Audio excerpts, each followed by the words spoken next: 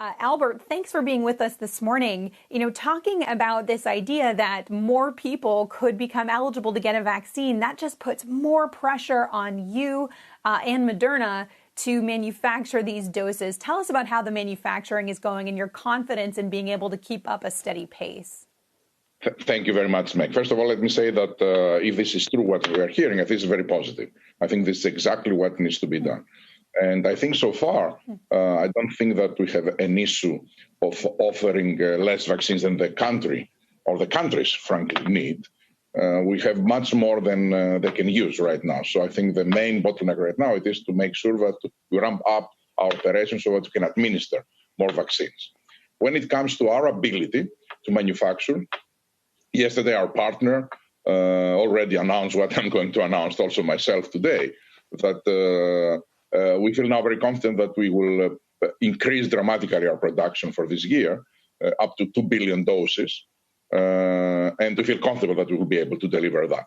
That was the result of multiple steps that we took, but this is where we are right now. So I feel very comfortable that the contracts that we have with the U.S. government, we will be able to deliver on schedule.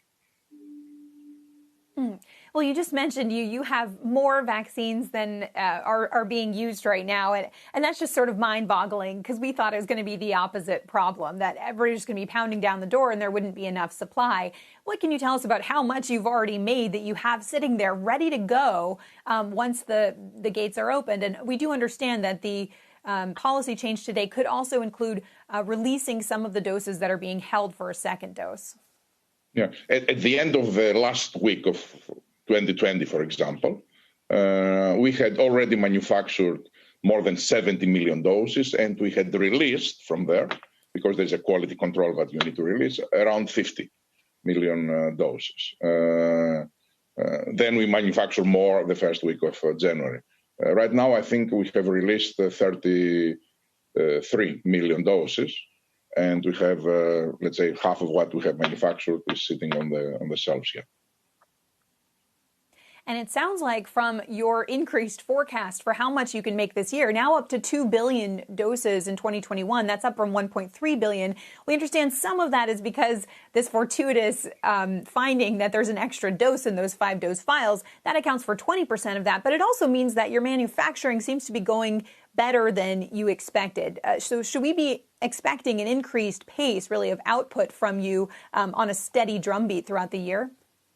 Oh, yes, this is what I'm very confident that this will happen, much higher than what we had forecasted before, and to the tune of going from 1.3 to $2 billion. The 20% increase, because we could have 6 doses in the vial, was the result of data, but also what we generated, and we submitted to all regulatory authorities.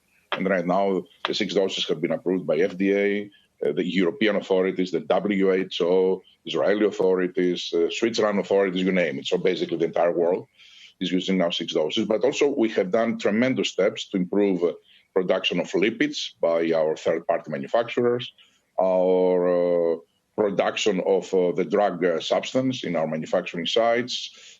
We did a lot of things. Actually, I have to say that what our manufacturing team did was almost another miracle following what our research team did to bring this vaccine in such record time. They are scaling up manufacturing in speeds that we didn't think that were possible. So they are also making the impossible possible. Shepard Smith here. Thanks for watching CNBC on YouTube.